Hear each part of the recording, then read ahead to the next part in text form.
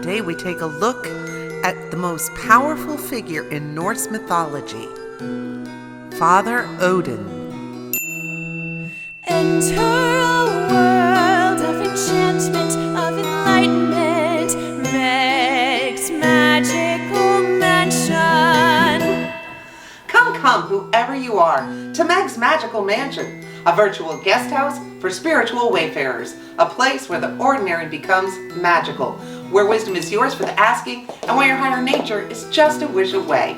Thanks for joining us here today at Meg's Magical Mansion. I'm Meg with my beautiful assistant, Miss Alice Poopers, and of course this is my scrumptious parlor maid, Parfait. Charmed. Oh, can I sit for a minute? Oh gosh, I'm feeling so overwhelmed right now. No, it's all this hot masculine energy surrounding me. Here, I have a fan. My goodness, just oh gosh. calm down. I'm feeling so faint right now. I just can't even. Oh, we're about to start a brand new series, you know. I know. This is going to be so much fun. You're going to love it. Oh, I'm so excited. It's a brand new series on power gods. And I just think I'm feeling overwhelmed right now talking about all these manly, muscular gods. And it's just more than a little parfait like me could take. Well, I'm glad you're getting into our new series. You know, last year we did a series on power goddesses.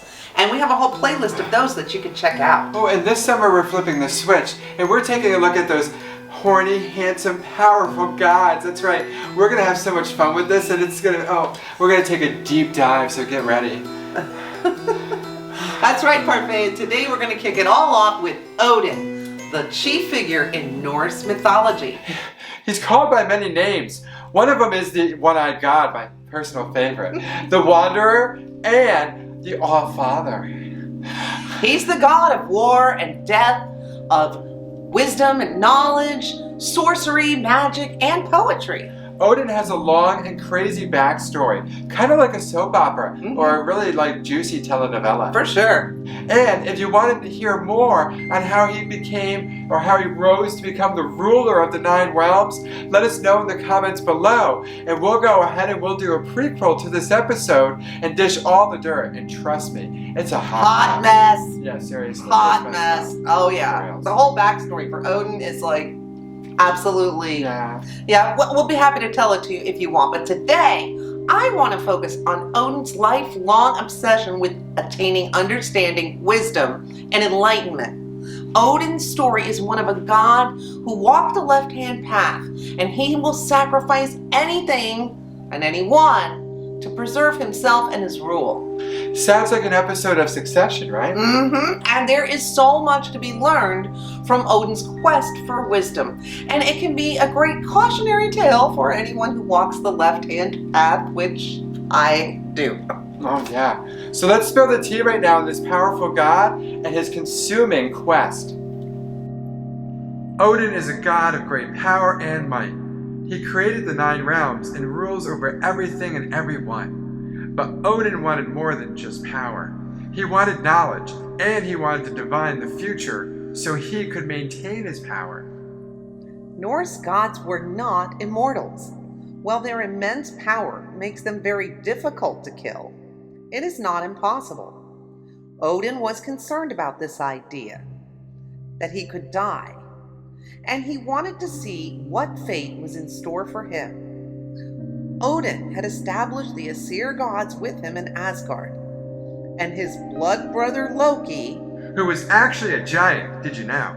That's true, but the gods of Asgard had accepted Loki, even though he was a great trickster and mischief maker. He and Odin were like total besties. That's until Odin had this chat with the Volva, who was like this wise woman. And she fills him in on this whole Ragnarok thing. Ragnarok is a series of events that was to occur in Odin's future. Events that would cause the destruction and rebirth of the realms. Odin also learned that in this great battle of Ragnarok, Loki's son, which by the way was a wolf, was going to kill him. That is so mind-blowing. Even for a god. Okay, your BFF's son is going to kill you, and then, the world will end and be reborn? That's a lot. And this information sets Odin on a path that starts the whole series of events that will eventually actually lead to Ragnarok. Okay, first, Odin just gets his hands dirty and takes care of business. Loki is his blood brother, so he just can't kill him. Or the three children Odin discovers Loki has been hiding from him. So, he chains Loki to a rock and sends his daughter Hel to rule over the underworld. Like, he literally sent Hel to hell. Ironic, right? Odin also took care of Loki's two sons. He threw Jormungandr, the serpent, into the deepest sea. But Fenrir, the wolf, they kept harnessed in a magical harness in Asgard. That sounds like a really dumb idea. It was. So, all was well for a long time, and Odin was free to devote himself to the pursuit of wisdom. And boy, did he pursue it at all costs. Odin was like seriously hardcore. Like, in order for him to learn to divine from the runes, he stabbed himself with his spear, and then he spent 9 days and nights hanging from the great world tree without food or water. Odin wanted a drink from Mimir's well, a magic well, because a root from the world tree touched the water in this well and drank from it, thus infusing all the water in the well with knowledge. Mimir asked a price to drink from the well, one of Odin's eyes. And you know what Odin did? He tore out his eye and threw it into the well. He was willing to blind himself in one eye to gain more enlightenment. Odin not only became a master of the runes, but he was also a skilled magician. At the conclusion of the Vanir-Aesir War, the goddess Freya came from Vanir to live on Asgard. Oh, and you can check out our episode on Freya to learn more about that. She was adept at satyr-magic, and Odin asked her to teach him these magical arts. Even though it was considered girly to practice satyr-magic, Odin soon mastered it. Odin also had familiars, his two famous, or rather infamous, ravens, Hunin and Munin. Odin sent these two birds out each day to fly about the realms and report back to him. Okay, so total warning here. Just so you know, when you see a raven, you may be being spied on by Odin. Odin also had two wolves, Giari, which means greedy, and Freki, which means ravenous. And of course, Odin is also known for his 8-legged horse, Sleipnir, who is said to have been born, check this out, perfect. He's said to have been born from Loki, while Loki was in a female form, and a stallion. Ooh, that's creepy. But with all his wisdom and power, with his ability to see everything, Odin still likes to dress up like an old man with one eye and wander about, seeing if kindness will be offered. So be nice to those one-eyed old men out there, girls, because you never know. It could be Odin. Odin often appears in this form to cause change. His presence alone can make the action move forward.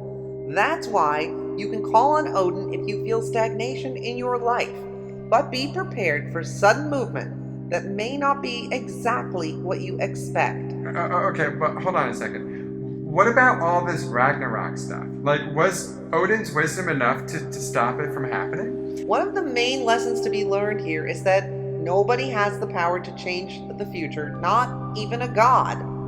Of course, you know, Loki and his children all escaped. I bet they were pissed after having been captive. They were not happy campers. And even though Odin gathered all his warriors and fought the brave fight... I know, let me guess. The wolf ate him up. Fenrir, the wolf, ran headlong into Odin with his mouth wide open, devouring everything in his path. And while Odin's son, Vidar, did avenge his death, this epic battle between the gods and the giants played out just as predicted. Talk about your self-fulfilling prophecies. So, can knowing your fate stop it from happening? Is there such a thing as too much knowledge? These are some of the questions Odin leaves us to ponder.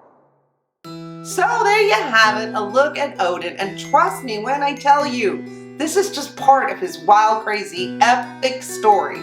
And Odin is a great example of why trying to change your fate is not a great idea and you shouldn't do it. Yeah, he's also an example of why walking the left-hand path can sometimes be a little bit dangerous. And if you are interested in knowing more about what the left-hand path is, since I do kind of walk that way. Let me know in the comments below because I'd be happy to do an episode all about it. Well, I think Odin makes the case for why being an airhead is sometimes a great idea. Anyway, I think thinking too much did not help him. True enough, Parfait. And remember, in the words of Buddha, 1,000 candles can be lit from a single candle, and the life of the candle will not be shortened. Happiness never decreases by being shared. So thank you for sharing your time and energy with us here today at Meg's Magical Mansion. And make sure you check back next week because we'll be looking at another hot, handsome, hunky power god. We got to keep Parfait happy this summer. Absolutely. Toodles.